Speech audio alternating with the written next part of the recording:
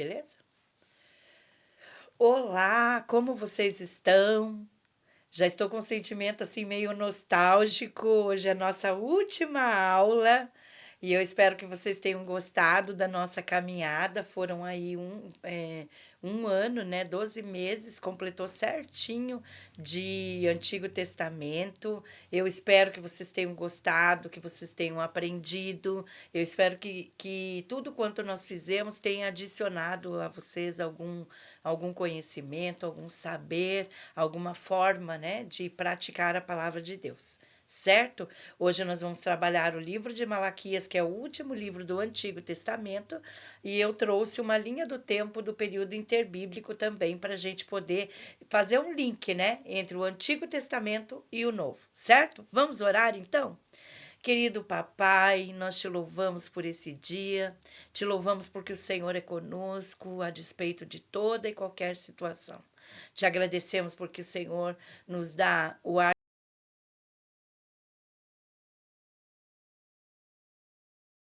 E também te louvamos, Pai, pela grande e poderosa salvação do Senhor Jesus.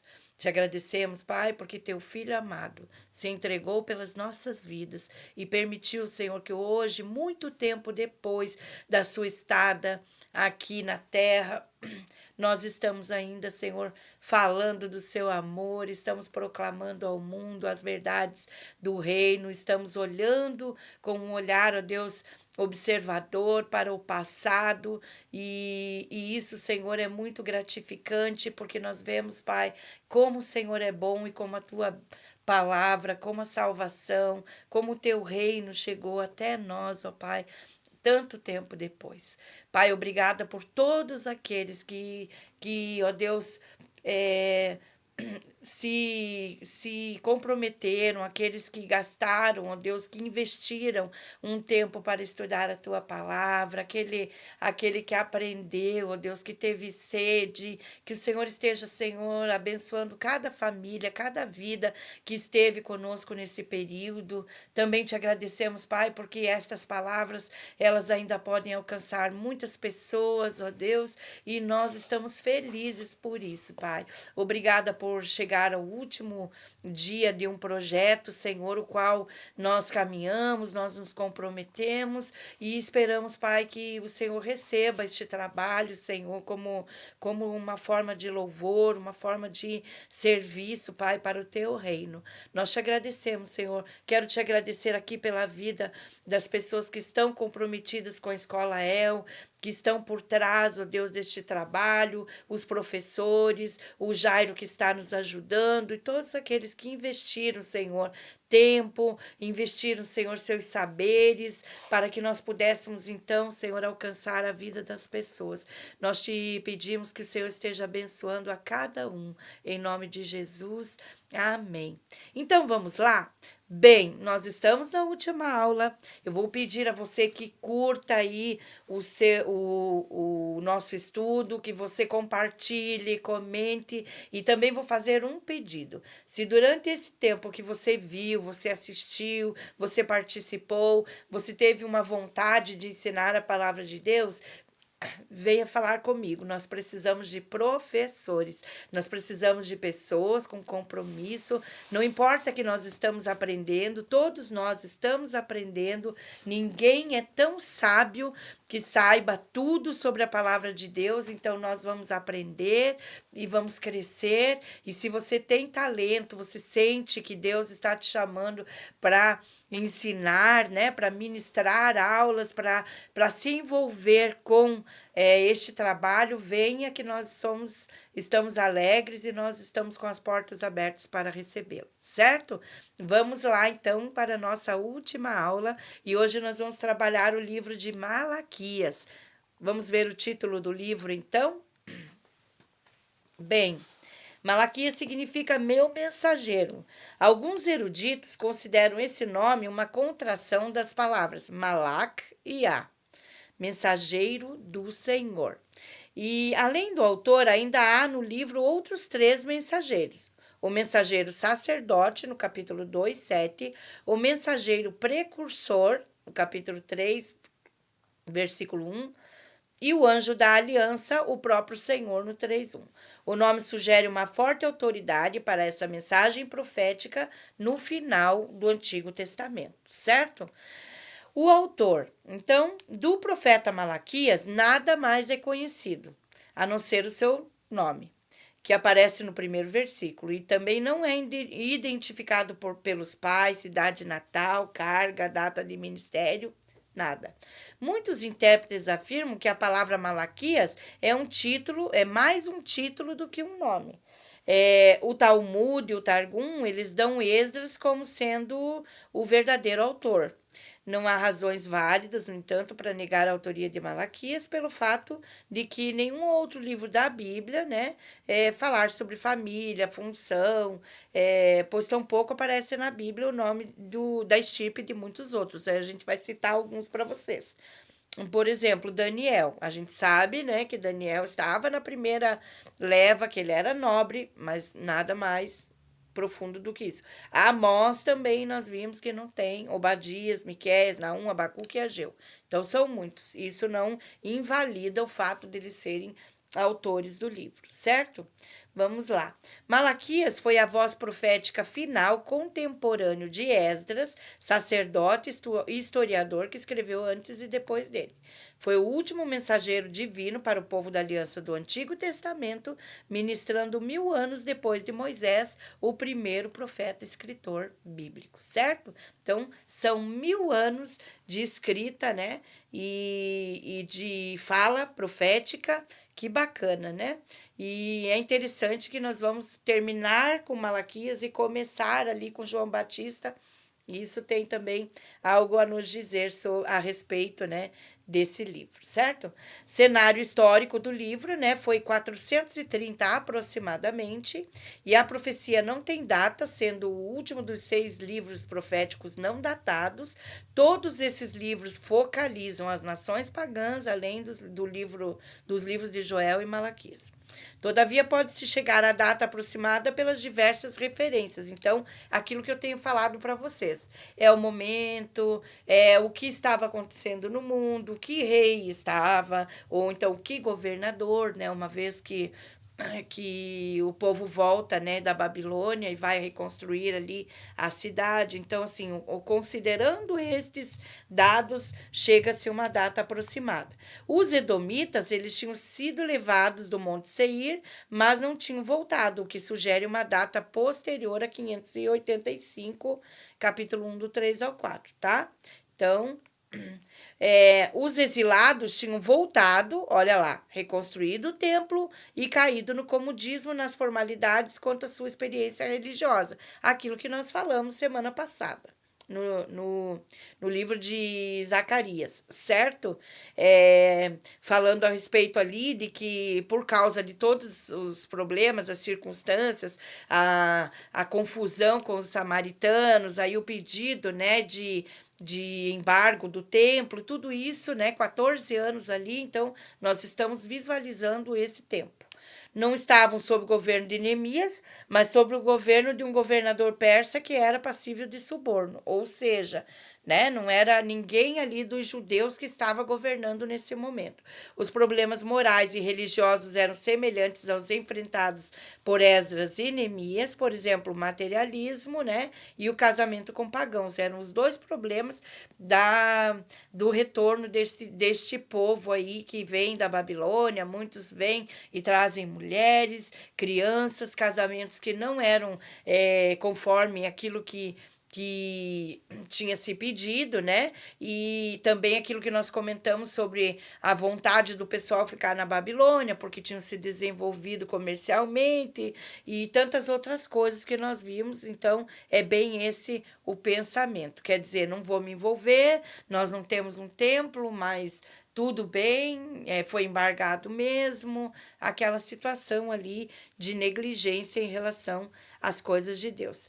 Essas observações sugerem uma data aproximada de 430 a.C., depois de Neemias ter voltado para a Pérsia em 432, e provavelmente está relacionada com a sua volta nova e a nova reforma, mais ou menos em 430. Então, esse é o período que nós estamos falando. Lá, Neemias 13, do 6 ao 31, fazer essa menção. Qual que é o cenário político do livro? O cenário de Malaquias é o mesmo de Neemias. O rei persa era Artaxerxes I, que reinava lá de 465 até 424, e sobre um império enorme de difícil controle. Seu avanço para o ocidente foi interrompido em 490 e 480 pelos atenienses em Maratona e Salamina. Nós falamos sobre isso semana passada, né, no livro de Zacarias, e as rebeliões internas dos egípcios foram esmagadas por Artaxerxes, né, em 454. E pelo sátrapa sírio Magabizo, tá? Sátrapa é uma espécie de governador, né? Era um governador das províncias, nós vimos até que Daniel foi chefe, né?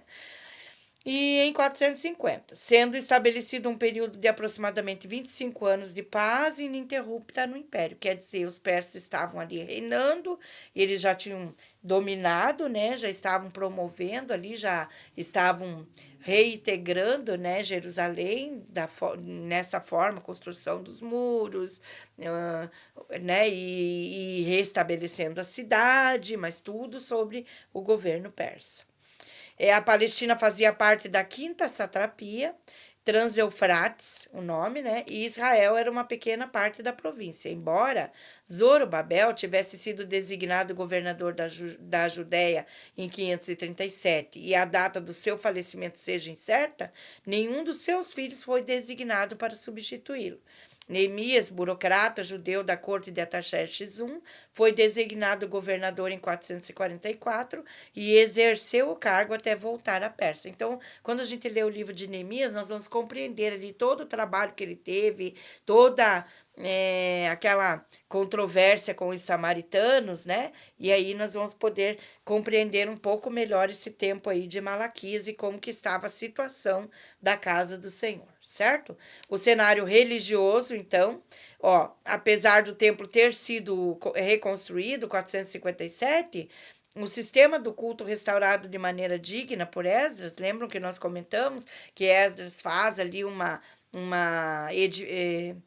purificação, que comemora-se a Páscoa, existe a leitura da lei, e o muro da cidade foi reconstruído. Nós vimos Neemias fazendo esse trabalho, né? O estado espiritual dos judeus estava de novo em nível muito baixo.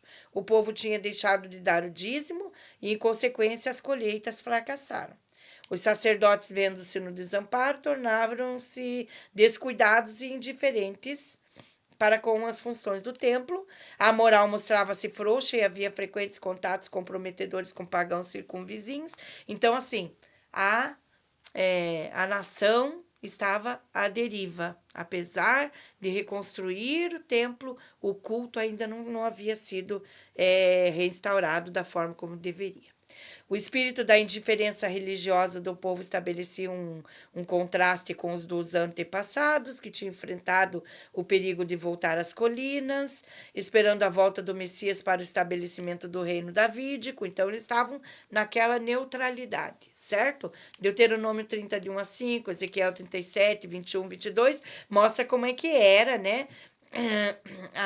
Toda a questão da religiosidade. Nós vimos, nós estamos estudando nesse momento, né? Nós estamos estudando na EBD o tabernáculo, como ele foi criado, toda a constituição, né, da religião judaica. Nós estamos bem nesse pé aí de Deuteronômio, de Levítico, de Êxodo, né?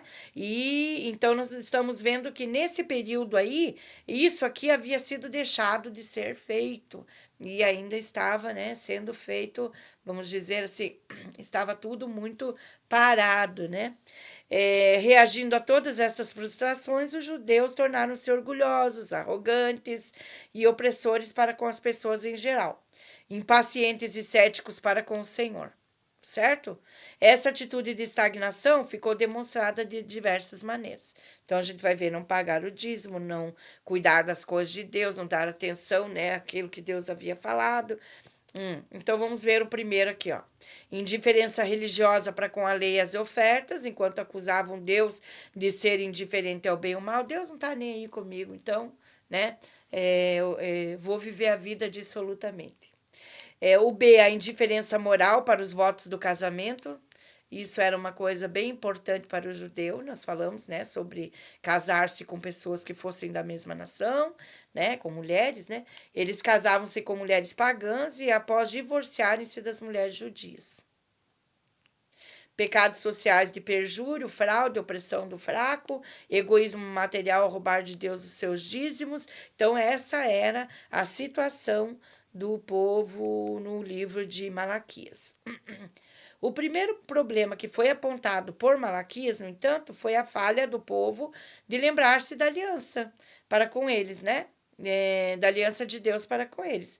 Foi essa falha que levou à falta de visão, falta de apreciação e a prática dos pecados de queixos. Quer dizer, você vai se distanciando de Deus, se distanciando dos seus princípios, das suas práticas, e quando você vê, você está mergulhado no pecado, né? Vivendo uma vida como se não fosse um cristão, no caso deles, como se não fossem, né, pessoas separadas por Deus. A última recomendação do profeta foi: lembrai-vos da lei de Moisés, com as suas promessas e admoestações, lá no 4:4, né? Recomendou-lhes também que esperassem pela vinda de Elias, que aplicaria aquela lei durante o seu julgamento de restauração. Certo? No 4, do 5 ao 6. Vamos ver o objetivo do livro de Malaquias? Foi despertar o calejado povo que restava em Israel da estagnação espiritual, o intuito de possibilitar que o Senhor tornasse a abençoar as suas vidas, quer dizer, rever a sua vida em relação aos princípios, né, e ao culto, né.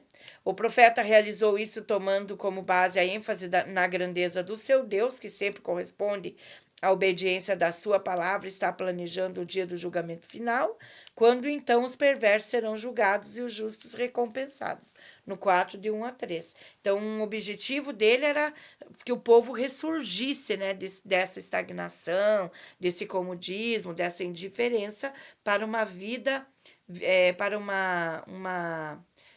uma religião, né, vivencial, experiencial e com esperança, né, esperando a volta do Senhor, do Messias, que lá a gente não é a volta do Senhor Jesus, né, a volta do Messias.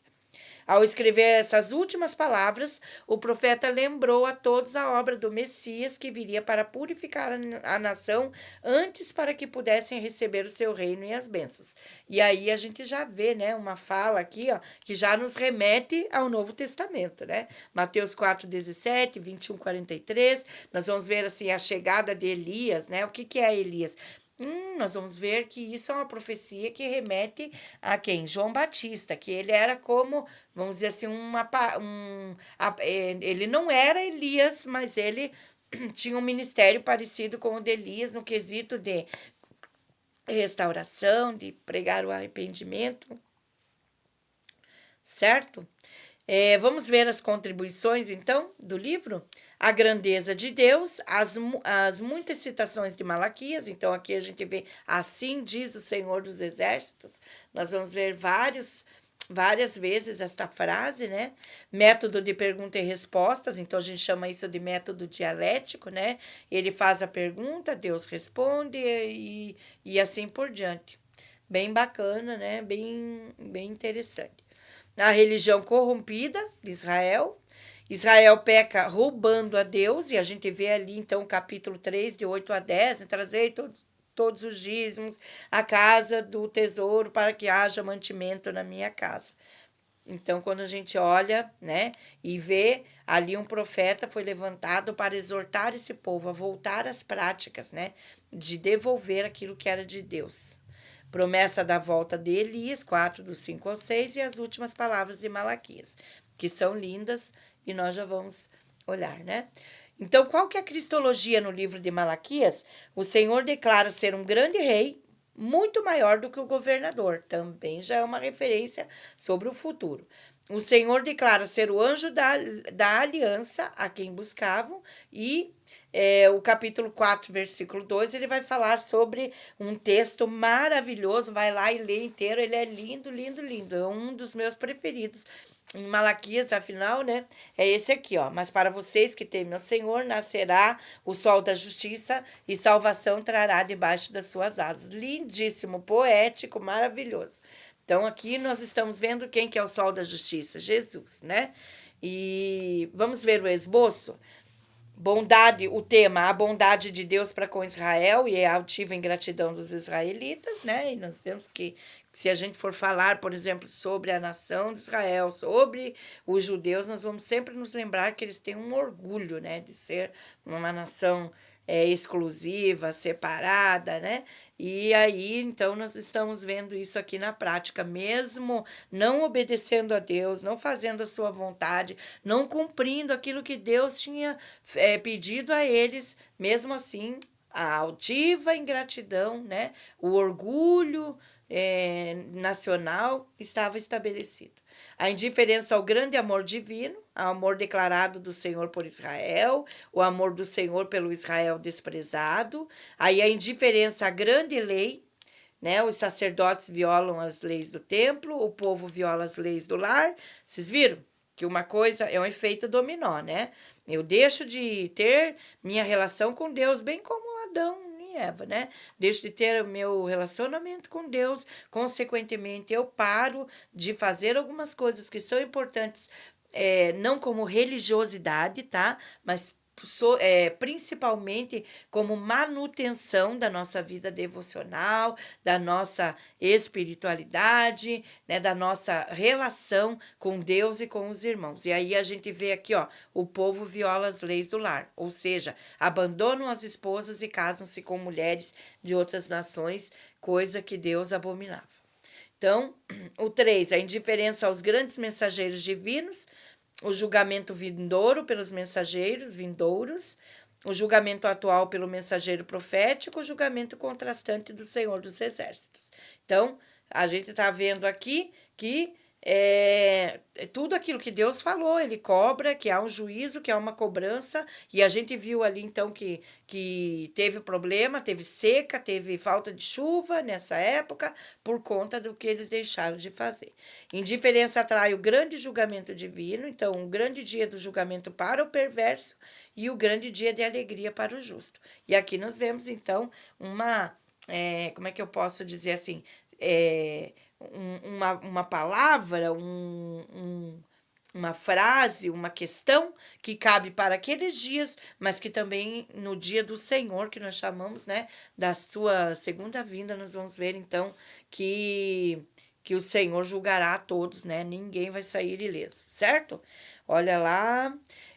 Agora, eu trouxe para vocês aquilo que eu havia prometido. Eu fiz uma linha do tempo desse período de 430, da onde foi escrito o livro de Malaquias, e desse período, para a gente fazer um link, né, com o Novo Testamento, certo? Então, preste muita atenção, que nós agora vamos fazer um relato histórico de 430 anos, certo? Até a vinda de Jesus. Então, pontos culminantes do período intertestamentário, antes de fazer a linha, eu gostaria de dizer a vocês que esse período intertestamentário são 430 anos em que não houve profetas da escrita, certo? Não houve nada que foi escrito, e aí nós começamos então lá em Mateus, né?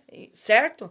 Então, esse daí é a lacuna, né? Que a gente termina o Antigo Testamento falando de Persa, falando de reconstrução de Jerusalém, e começamos Mateus, Marcos, Lucas, João, né? Falando sobre o quê? Falando sobre o Império Romano que assumiu Jerusalém. Mas e esse vácuo, né? O que aconteceu? Então, eu trouxe para vocês, para nós fazermos um fechamento do nosso período do Antigo Testamento.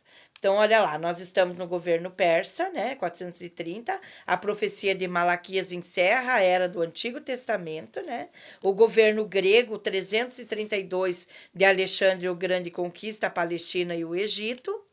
E Alexandre o Grande, vocês sabem, da Grécia, né? Importante, teve um contexto mundial e fala-se nele até hoje, então nós vamos também destrinchar um pouquinho disso. Governo Ptolemaico, de 323 a 275, ou seja, depois que Alexandre morre, né? Ele divide ele divide todo o seu império e entre 4 generais, entre 4 partes, tá? 323 a 275, aproximadamente. A morte de Alexandre divide o império em 4 partes, e ele vai, então, separar entre os seus generais, tá? 301, Ptolomeu Sóter protege Palestina e Egito. 284, Ptolomeu II, Filadelfo, sucede a seu pai e continua com os mesmos interesses artísticos e culturais, construindo uma grande biblioteca. Gente, esse momento aqui é um momento interessante para nós, que nós podemos tirar alguma coisa que corresponda àquilo que nós temos estudado. Nós falamos muito durante esse período na Septuaginta, e ela está aqui. Foi nesse momento, né, em que foi construída uma grande biblioteca lá em Alexandria, e em homenagem a Alexandre, claro, né? E essa grande biblioteca foi que aviou, né, então, o Concílio dos 70, que a gente chama de Septuaginta, que é a tradução, então, do Antigo Testamento para o grego, certo?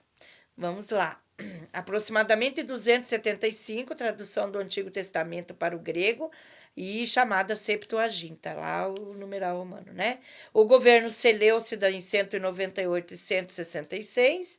Então, 198, Antíoco III da Assíria derrota Ptolomeu V em Panéis, tomando a Palestina. Aí vai começar, então, a confusão, né? 175, Antíoco IV Epifanes ascende ao trono sírio e principia enérgica helenização. Helenização a gente chama é como hoje, por exemplo, nós temos o inglês é falado praticamente em todo o mundo, é uma língua que todos os povos conhecem, né, e devem conhecer, e da mesma forma, nessa época aqui era o grego, e a isso a gente chama de helenização, que era o quê?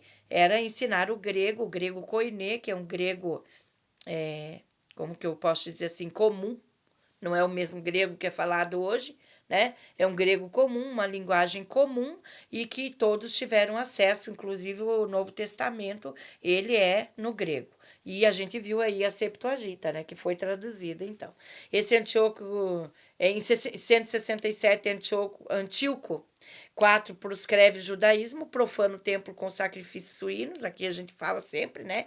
E estabelece o culto de Júpiter no templo em 25 de dezembro de 167. Isso aqui foi um escândalo, um horror, porque pense, suíno, porco. O povo judeu não come porco. O porco é impuro, né? E ele vai lá e mistura sangue de porco com fezes e esparrama por tudo ali, profana o templo de Jerusalém. Isso aqui foi um desastre, né? Ainda coloca uma imagem de Júpiter lá dentro e estabelece um culto, né, dentro do templo em 25 de dezembro de 167. Quando nós falamos de Daniel, nós vemos que ele também vai fazer menção disso aqui, da profanação do templo. Lá em Daniel, nós já vimos que isso ia acontecer, tá? Então, Antíoco Epifanes foi o tal, né, que fez isso. Depois, em 166 a 63 a.C., acontece o governo judeu Asmoneu, tá? Então, o que é isso, né? 166, Matatias é o sacerdote de Modim e ele principia a revolta dos macabeus. Isso aqui na Bíblia Católica nós temos os macabeus, então é histórico, é bem interessante a gente dar uma olhada que tem muita história aqui para contar, está falando desse tempo dos Asmoneus aí.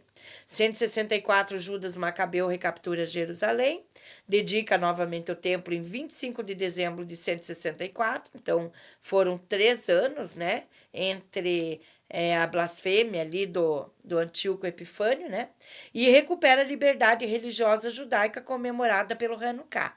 Hanukkah é a festa das luzes que acontece, né, enquanto nós aqui comemoramos o Natal, os judeus, eles fazem o Hanukkah, tá? Então, eles usam o candelabro, né? Eles acendem as luzes ali, não é o mesmo, né? Não é a menorá, é outro nome, né? E aí, então, eles fazem uma outra comemoração, que para eles é esse Hanukkah aqui, fazem algumas comidas típicas, é mais ou menos como a gente comemora a Páscoa de um jeito, né? Que não é bem aquele cultural lá do Egito, né? E eles continuam lá fazendo, então, a celebração da Páscoa, certo? Então, Hanukkah, no dia 25 de dezembro, para comemorar então essa liberdade judaica aí. Em 160, Jonatas toma o comando quando Judas é morto em combate. Esse Jonatas aqui, nós falamos dele nos profetas menores, né? Sacerdote e rei, inclusive é um tipo de Cristo, né?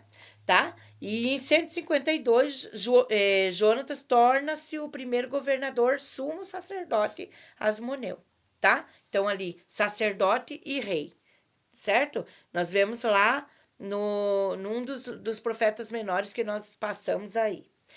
Em 142, Simão sucede a seu irmão Jonatas, consegue a completa independência da Síria e faz um tratado de paz com Roma. Veja, Síria não é a Síria, lembram?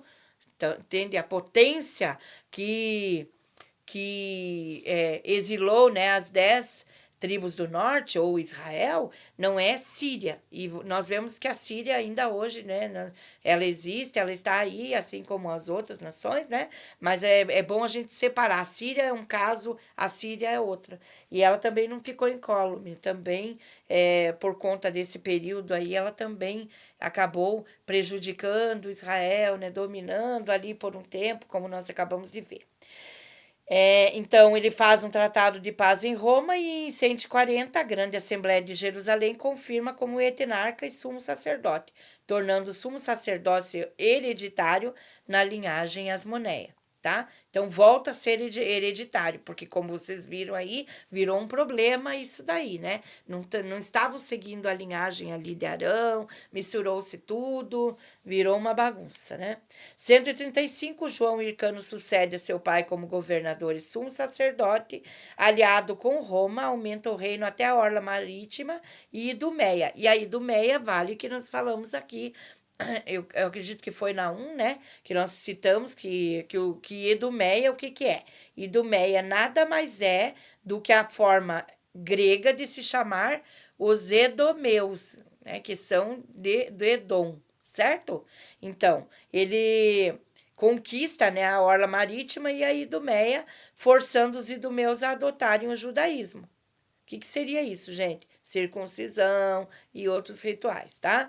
Cunha moedas judaicas pela primeira vez e a primeira grande brecha entre os saduceus e fariseus, estimuladas pelo fato de o sumo sacerdote tornar-se mundano e helenizado. Ou seja, lembra quando eu comento com vocês que houve um momento que o sacerdote, ali a gente viu em Malaquias, a gente já está vendo Zacarias, nós vimos ali Ageu, né, contemporâneo de Zacarias, nós vimos então que eles já estavam trabalhando com isso, né, com relação ao sacerdócio, com relação a essas questões ali que eles estavam corrompendo, né? Então, agora então é o fundo do poço ali, 110, quando eles se tornam mundanos e helenizados, e é isso que nós vamos ver quando nós chegamos lá no Novo Testamento, certo?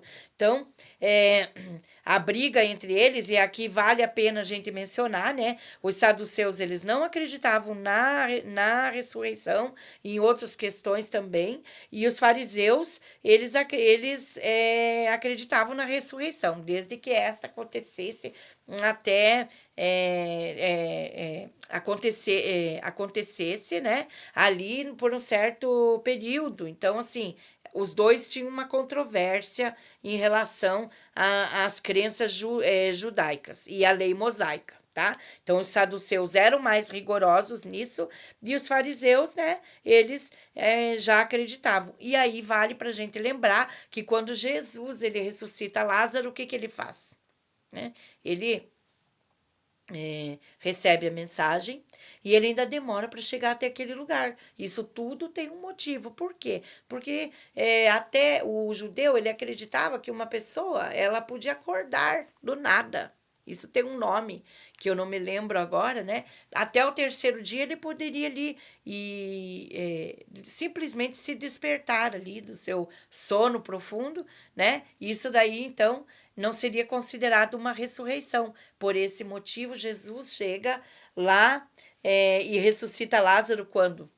Né? Depois de 4 dias, certo? Vejam que interessante isso. Às vezes a gente. Por quê? Por que Jesus foi tão insensível, né? Deixar o cara lá morto 3 dias? Não. Tudo isso tem um motivo. Né? Senão, o milagre não seria considerado um milagre, tá? A pessoa ficava ali num estado, e isso, gente, acontece até hoje, né? A, a, como que eu posso dizer para vocês assim? O que eles pensavam, né? É o seguinte: há questões e registros arqueológicos de cemitérios que, quando foram desmontados ali, o morto estava virado de costas, ou então virado de lado. Ou seja, vocês entenderam? É, teve um mal súbito, as pessoas achavam que ele estava morto e acontecia isso. Então, isso é ciência, tá? Só que quando Jesus ressuscita Lázaro, ele já tem 4 dias de morto lá. Já devia estar em estado de putrefação. Na verdade, ele foi totalmente restaurado. Interessante, né? Helenizado, como nós falamos, então, né? Totalmente ali falando a moda do mundo, vivendo conforme o mundo, se corrompendo, gastando dinheiro. A gente fala também dos sacrifícios, né? Recebiam os cordeiros ali, faziam barganhas, alguns recebiam e já revendiam ali próprio, ali quando Jesus bate ali naquela turma no mercado, ali quando ele leva aquele chicote, né? Jesus está revoltado com aquilo que está acontecendo, por quê? Porque eles são muito sem vergonhas mesmo, né? Então, vinha lá a pessoa, ao invés de ser feito sacrifício, muitas vezes ele era revendido, outros eram cegos, os animais. Então, assim, situações mais adversas que a gente viu de corrupção, né? E imoralidades. 104 a.C., Aristóbulo sucede a seu pai durante um ano do governo tumultuoso, certo? E Alexandre, 103, Alexandre Janeu sucede ao seu irmão, casa-se com a viúva do seu irmão, né? Então aumenta o reino, tornando igual de Davi e Salomão. Veja, Jerusalém, 103, Jerusalém não, né? Aquele espaço ali tornou-se igual ao tempo de Davi e Salomão. E nós sabemos que na época de Davi e Salomão foi quando a extensão geográfica foi a maior. Sua violência e impiedade produzem desmandos dos fariseus, guerra civil e carnificina. Então, olha aí. 79, Salomé Alexandra, viúva de Janeu, sucede-lhe no governo e indica seu filho Hircano II para sumo sacerdote. Ela restabelece as relações pacíficas entre os fariseus e os saduceus. Veja, eles viviam discutindo e brigando. Vale lembrar vocês também que os saduceus, eles cuidavam do templo e os fariseus da sinagoga, certo? Então, ou seja, fariseus, escribas, eles tratavam dos escritos, da lei, né? Eles estudavam os saduceus do culto, do ritual, entenderam? Faz toda a diferença saber essas coisas, né? Bem como em todo o reino. Então, ela conseguiu ali dar uma acalmada nos ânimos, né? Em 67 houve uma guerra civil entre os dois filhos de Alexandra e Janeu, o Hircano II e Aristóbulo II, que disputavam o trono e o sumo sacerdócio. Então, em 63, o governo romano assume, né? Pompeu é general romano, toma Jerusalém, designa Hircano como sacerdote e põe fim à independência judaica e o fim à era asmoniana. Ou seja, esses que estavam ali, eles eram descendentes, né, dos judeus, eles eram judeus, estavam, quando vem o governo romano, então ele põe, né, estabelece ali o Hircano, fica como sumo sacerdócio, e aí a gente vai ver que muda, né, o sistema ali como governo e tudo mais. A Liga Decápolis das cidades da Transjordânia, formadas por Pompeu para equilibrar o poder judaico da Judéia na Palestina. Então, ele cria uma forma de administração, né? Porque o governo romano cresce demais, e aí então ele faz toda essa estratégia. Primeiro triunvirato de César, sim, o César, né? O governador, o imperador romano, Pompeu e Crácio, união extraoficial para governar Roma. Então, eles se juntam, fazem o que eles chamam de triunvirato, né? César, Pompeu e Crasso. E dividem, né, para governar. 48, Júlio César derrota Pompeu e une o império pela primeira vez do século. Hircano II continua a ser o sumo sacerdote, mas Antípater, tá? E do meu era o procurador. Esse vai ser um Herodes, né? César é assassinado nos idos de março e em 43 organiza-se um segundo triunvirato que fazem parte Otávio, que depois ele vai se chamar Otávio Augusto, né? Antônio é o Antônio Marcos, lembram? Aquele que se casou com Cleópatra, rainha do Egito, e Lépido. Em 40, Herodes conquista o reinado da Judéia e finalmente captura Jerusalém em 37.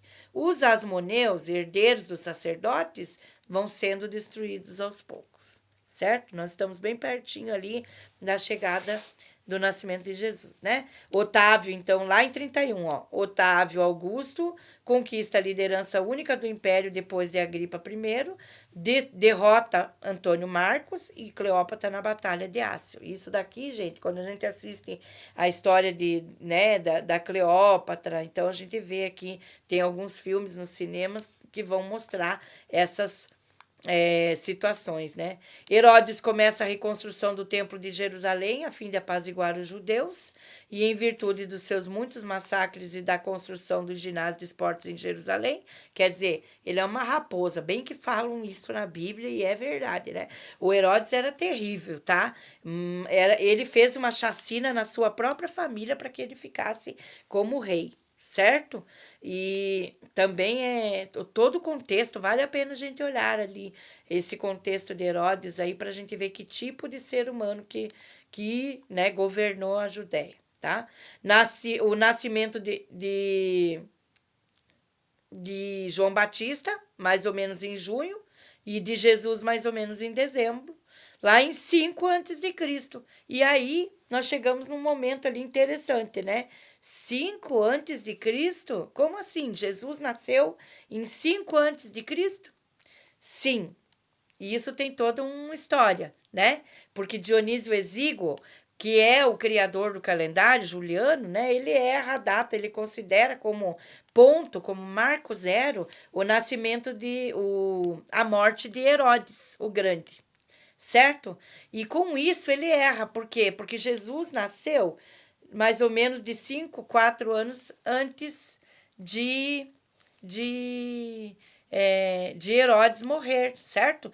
Tanto que quando José foge para o Egito, né? E aí Deus fala, daí o anjo vem e dá uma mensagem a José e diz, pode voltar, né? Porque Herodes é morto, então pode voltar para sua terra. Gente, eu vou ficando por aqui. Olha lá, nós estamos onde Jesus nasceu. Isso promete, né? Uma nova história, um novo contexto. Quem sabe o ano que vem nós fazemos o Novo Testamento. E é isso aí. Eu quis deixar esse link aqui para que você chegue, quando você abra em Mateus e veja o que está acontecendo ali, João Batista, como aconteceu o nascimento de Jesus, você pode... a Rosana mencionou sobre isso, e isso está na história do período interbíblico. Eu espero ter abençoado você com a graça de Deus durante esse período de estudo do Antigo Testamento. Eu espero que você assimile, né, aquilo que você gostou, aquilo que pode trazer princípios, que pode trazer mudanças, reflexões, também para a gente abrir os olhos e ver, né, que é histórico isso de corrupção no sacerdócio, um passado, como que foi toda essa caminhada. Nós saímos então em julho ano passado falando de Adão e Eva e chegamos aqui em Jesus, e eu espero que essa linha toda que nós fizemos de história possa ficar gravada no seu coração. Outra coisa que eu também posso lembrar a você, isso está lá no YouTube, né? Também temos a caminhada ali de os primeiros, né? Porque eu acredito que os nossos primeiros 6 encontros, ele foi num modelo diferente, mas nós temos o link no grupo, né? E então você pode rever isso quantas vezes você quiser, pode transmitir a outras pessoas. Eu já estou com saudade de vocês, já me apeguei. E é isso, gente. Até a próxima. Deus abençoe. E eu espero que isso que nós tenhamos feito nesse período sirva para que você tome gosto e consiga aprender cada vez mais a palavra de Deus. Um beijo no coração de vocês, Deus abençoe. E eu volto qualquer outro momento aí com mais novidades, né? Vamos ver, então, agora nós vamos passar para o estudo inteligência emocional com o Eduardo. Eu quero incentivar você, porque nossa pretensão como escola, né? Como escola de líderes, é que você tenha várias ferramentas para que você possa ser um servo e que possa usar os teus talentos na obra de Deus. Então, nós temos conhecimento bíblico, devocional, nós temos, então, um tratamento ali mais técnico, né? E também mais olhando para a nossa área profissional, para a nossa área de desenvolvimento das emoções. Depois nós voltamos com a parte de música, né? Porque o Jairo vai trazer para nós o livro de Salmos com canções e com estudo. Vai ser maravilhoso. Eu espero que vocês se sintam acompanhados nessa trilha, né? E estamos aí entrando no segundo semestre de 2023. Então, que você continue aí estudando a palavra de Deus e sim, pode entrar lá no grupo, fazer perguntas, fazer comentários, até mesmo críticas, porque assim eu sei também que muitas vezes nós tivemos algumas dificuldades, mas que em tudo isso nós podemos então apresentar aquilo que temos feito, uma maneira de crescer na graça, no conhecimento de Jesus. Vamos encerrar com uma oração? Amém? Pai, eu quero te agradecer por todo esse tempo que nós estivemos juntos. Te agradeço, Senhor, porque tu és maravilhoso. O Senhor é o dono de toda a graça, de toda a misericórdia. O Senhor é aquele que nos ensina. A tua palavra diz assim: se alguém tem falta de sabedoria, peça a Deus que a todos dá generosamente. Então, Senhor, é isso que nós queremos para a nossa igreja, para o povo de Deus, para as nossas vidas como um todo. Ajuda-nos a estudar a tua palavra, ajuda-nos, Senhor, a crescer, ajuda-nos, Pai, a adquirirmos maturidade, compromisso e ajuda também, Senhor, a nossa estratégia, o nosso trabalho na Escola El a permanecer firme. Eu peço que o Senhor esteja despertando talentos, Pai, para o ensino, para a música, para, ó Deus, os ensinamentos técnicos e profissionais da nossa igreja, porque nós somos um todo, Pai, um complementa o outro. Peço que o Senhor esteja abençoando aí o início das aulas com o Eduardo e que o Senhor esteja com ele, dando graça, dando a ele sabedoria, entendimento e que nós possamos usufruir, Pai, de tudo aquilo que nós temos e para as coisas que o Senhor nos tem chamado. Eu te louvo por esse dia, te louvo por esse momento e agradeço muito, muito, muito, Pai. Obrigada por usar a minha vida, obrigada, Senhor, pelo Jairo que tem trabalhado comigo todo esse ano, Senhor, para que isso aconteça, as pessoas que estão envolvidas, Pai, como que eu posso dizer assim, por trás de todo esse trabalho, Senhor, e que em nome de Jesus o Senhor seja glorificado com aquilo que nós estamos fazendo, que isso é tudo que nós queremos, Pai, louvar o teu nome e sermos úteis, Pai, na tua obra. Em nome de Jesus, amém. Um beijo para vocês. Deus abençoe e até a próxima.